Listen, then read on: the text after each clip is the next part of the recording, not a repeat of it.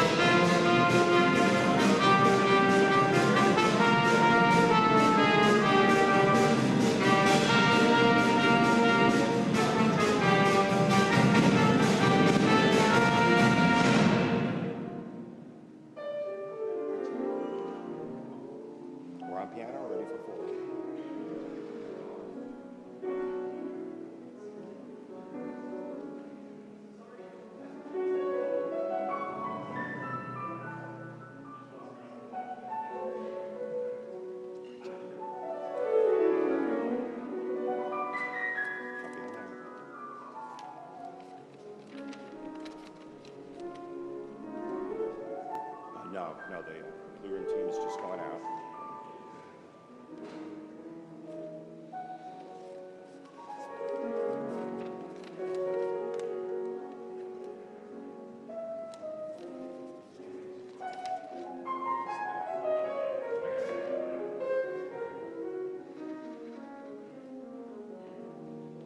Copy on that. Copy on that.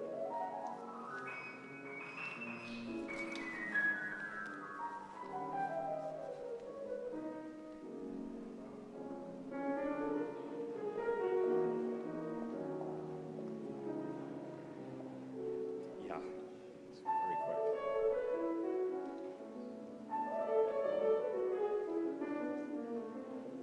Cues were right on the money, buddy.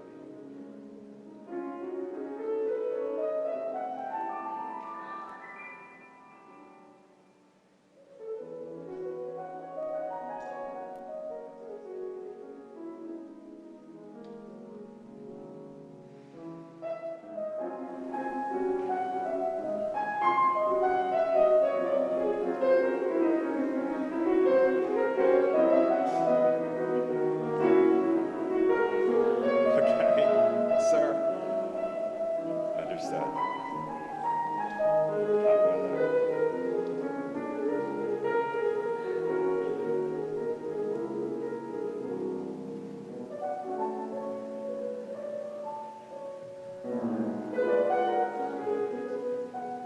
Copy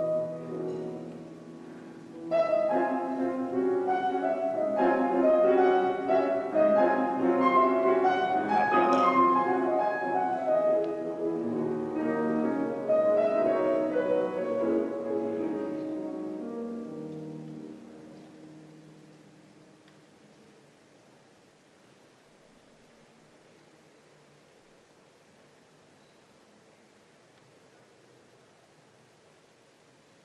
that. Cueing up some flashes.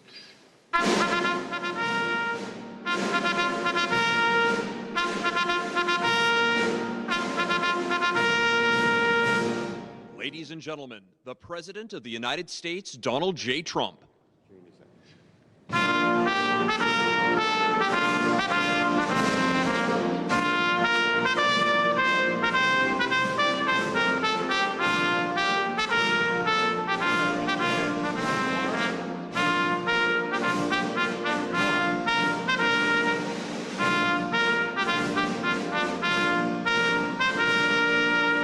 Thank you very much. Some great-looking athletes, that's, I can tell you. It was great to meet you before. I hope you all got your medal. Did anybody not get the medal? No, because I want to make sure. I don't want to have anybody leave unhappy. Please sit down. There's no place like this, right? The White House. Coach, what do you think? Pretty good, right? I meet all these golfers over here. I said, what are your handicaps? +4. I say +4, +5 even. It's just, that's good stuff. He actually said higher than that. I said, you got to be kidding me, right? That's great. Great. Congratulations. Great team. I heard about the team. And I heard about all the teams this afternoon. We're joined by not one, not two, but 7 collegiate championship winning teams from all across the country. Champions, every one of them. And these are student athletes that have demonstrated remarkable talent and discipline. And we're born a little bit lucky with talent because I'm not sure, Coach, I'm not sure. I look at all these great coaches that have these records, 40-1, 37-2, pretty good records. But we're talking, and I guess you probably have to have a little something very special, because what you are and what you do is very special. To the winners here today, welcome to the White House, a very, very incredible place. I pinch myself every time I walk through the White House. I say, this place is really something, and it's a great honor to have you because you're very amazing people. Among those joining us this afternoon are the 2025 Division I men's golf champions. Why don't you stand up when I introduce you for a second? You got all the fake news back there, so you know you'd have they'll treat you better than they treat me. They're going to treat you better than they treat me. and that's Oklahoma State Cowboys. And I just said that I won Oklahoma 77 out of 77 counties. Second was Ronald Reagan, so I'm very proud of that. It's somehow they like me in Oklahoma. I don't know what that is. Sit down, Coach. Great job. The incredible team showcased consistency, grit, and precision all season long, led by head coach Alan Bratton. Alan, unbelievable. The Cowboys dominated throughout the spring, capturing multiple victories before securing their 12th national title.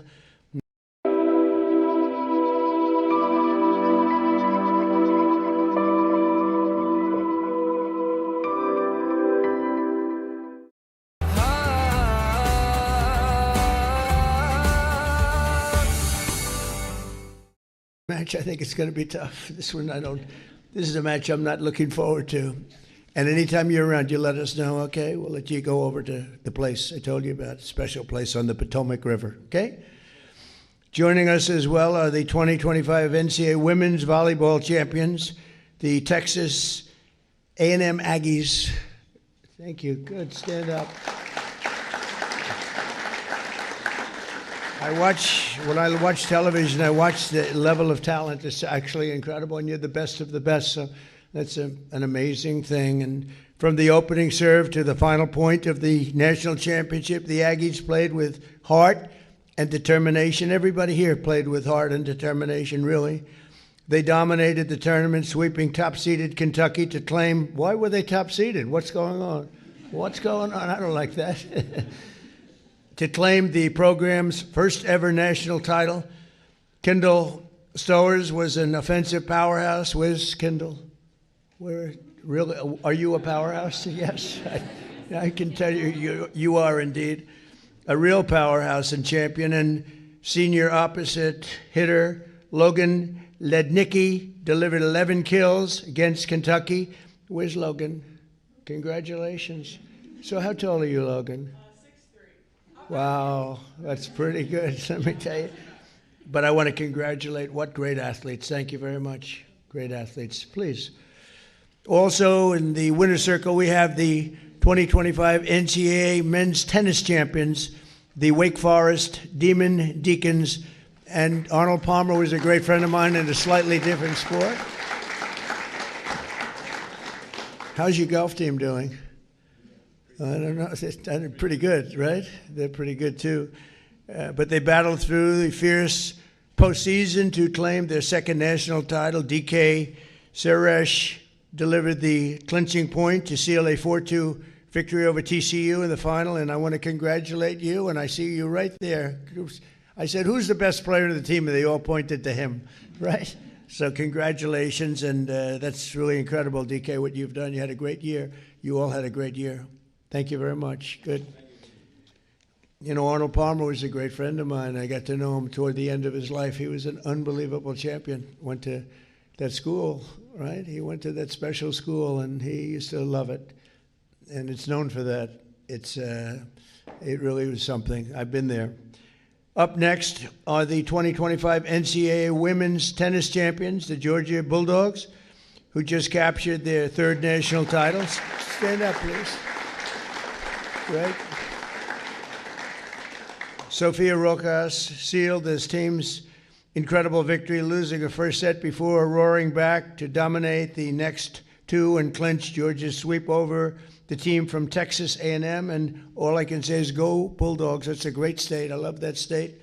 Did very well there, too, in the election. You know, I only like the states that I win, so it's one of those.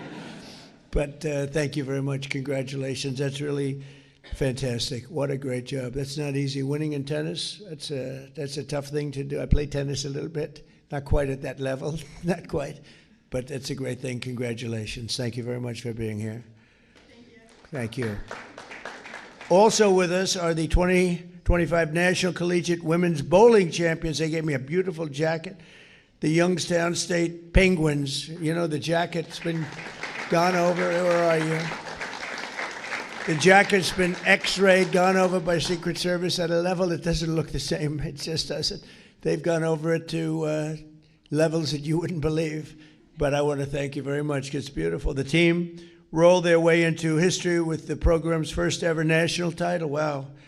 Senior Madison Marks. Where's Madison? Congratulations. That's incredible. Was unstoppable in the finals and was named the first team All-American, and that's a big thing to be named first team All-American. So what would you average in bowling, Madison?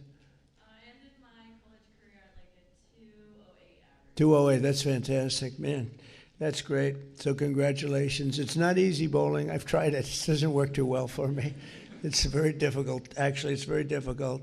And it's supposed to be one of the best teams in many years beyond everything else. So thank you very much. Congratulations for being here at the White House. Thank you. And we're also proud to recognize the 2025 NCAA Women's Soccer Champions, the Florida State Seminoles. They just clinched their 5th national title and back-to-back championships for the 2nd time in the program history. That's amazing. Sophomore midfielder Peyton McGovern had an impressive season. Where's Peyton? Peyton, where are you, Peyton? That's great, huh? Are you that good? Are you going to turn pro? I think so. I think you will. I have a feeling. Finding herself in the starting lineup for 18 games, was ultimately named the 2025 All-Tournament team. And senior defender Claire Rain earned her 2nd national title playing with FSU, and congratulations to all of you. Congratulations. That's a fantastic job. Thank you very much. Really amazing. It's a great school. Finally, we have the 2025 National Collegiate Mixed Rifle Champions, the West Virginia Mountaineers, 51 points. Susie, we dominated West Virginia, maybe even more than you dominated the rifle world, Coach. I don't know.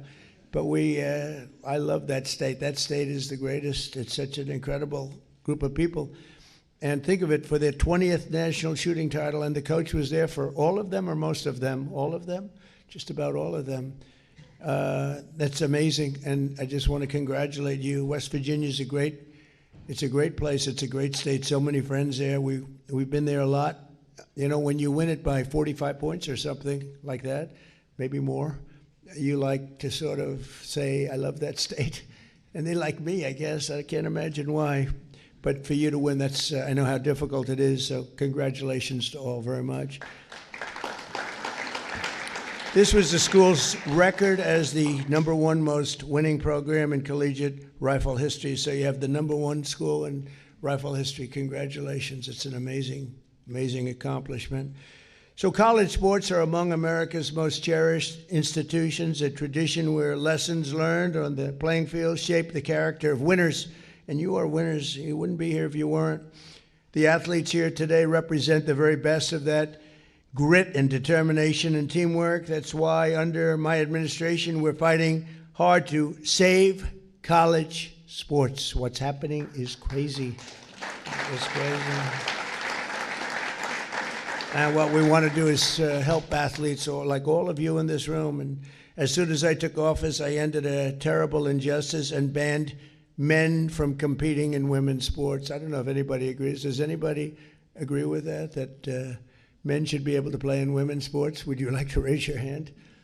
Well, so far I have never found anybody, but they say it's an 80-20 issue, but I've never been able to find anybody, so I think it's a 99-1. Maybe it's a little bit more than that, Coach, right? Maybe it's 100-0. I campaigned on that one all the time. I say there will be no men in women's sports, and people would go crazy. But I mean it. But you're politically correct. So earlier this month, I signed an executive order to implement a number of key reforms protecting programs like yours, which don't always get the top headlines, but are crucial to strengthening years and years of education and sports and the ability to compete and to win, which we need very much. We now have, thanks to a wonderful decision in the Supreme Court, we're a country that's, again, based on merit. In other words, if you're the best shooter, you're the best shooter. If you're the best golfer, you're the best golfer. And all of these things are very important to stop the pay-for-play schemes that only benefit the largest programs. We will only allow one no-penalty transfer through the transfer portal. I think most of the people here know what that means, where you had some people going to 3-4 different, it's like they became like monopoly players, and to ensure room for the New talent, we're also instituting a 5-year eligibility cap for college players, because students right out of high school should not have to compete against players that are 28 or 29 years old who decide they can make more money staying in college than they can by going into the professional leagues, which is pretty ridiculous. It's a very, very precarious position that the courts have left us in, because we had great college sports, and the person, a judge decided, who was not a person that knew much about sports, actually I think knew nothing about sports, decided that the whole thing was unconstitutional. For over 100 years they developed these programs, a lot of scholarships, a lot of great things happening, and now it's a total and complete mess. But we're going to get it fixed up, and we've got some fantastic people doing it. So we need now Congress to act to clear up the confusion created by the courts and institute permanent reforms to protect college sports at every level, and especially some sports. And frankly, you know, a lot of the emphasis is put on football, but football's now destroying the colleges economically, because they're being paid so much that the colleges are losing so much money. It's not sustainable. So in recent weeks, the White House has convened many of the most respected sports figures and commissioners in the nation. We had all of them here, just about all of the top people, 64 of them, including Nick Saban, one of the greatest coaches ever, Randy Levine, the head of the New York Yankees, Bryson DeChambeau, a rather good golfer. Was he pretty good coach? He'd make your team even, right? I don't know. That's a pretty good team. He will make your team. Tim Tebow, wonderful guy. Charlie Ward, Adam Silver. This incredible group developed a strong set of recommendations, and my administration is committed to working with Congress to get them through. I signed an executive order instituting those recommendations, and it's going to clean it up a long way. It's going to take it a long way. 75% of Olympians competing for Team USA played as college athletes. If we don't straighten out this, we're not going to have much of an Olympic team, because you have so many of these sports, especially certain sports, where it's like the minor leagues. You could call it the major leagues. You could call it whatever you want, but we train unbelievable athletes to go in and win the gold medal. And without college sports, without your ability to go into college sports and compete and learn really how to play and get better, we're not going to have much of an Olympic team anymore. Many of America's greatest CEOs and entrepreneurs learned discipline, courage, and drive through playing sports in college. And I loved sports. I mean, I was so helped in my life by sports. Saving this tradition is not only a matter of fairness and sportsmanship, it's a matter of national pride and national greatness indeed. All of you have battled your way to the absolute top in sports, and now you have an administration that's fighting just as hard for you as you fight for our country, and you have fought for our country. So I want to congratulate you. You know, you're a group of real champions. I know what it is to win in sports and win in life, but to win in sports is, I always say it's a microcosm of life. The beautiful thing, you know in 2 hours, or you know in a season, how you are in life. Sometimes you have to go a lot of years before you can figure it out. But I have to say, you are unbelievable champions. I admire and respect all of you, and it's an honor to have you in the White House, and you'll come back. And who knows, someday you might, one of you or two of you or three of you, Susie, what do you think, might come back as me. You don't want that. I don't think you want that. It's not worth it. But it's an honor to have you here, and congratulations. And here we have some beautiful trophies, as you see. And we're going to be giving things out, and we're going to be seeing maybe some of you later. You're going to hang around and enjoy the White House for a little bit. And thank you very much for being here. Appreciate it. Thank you very much, everybody.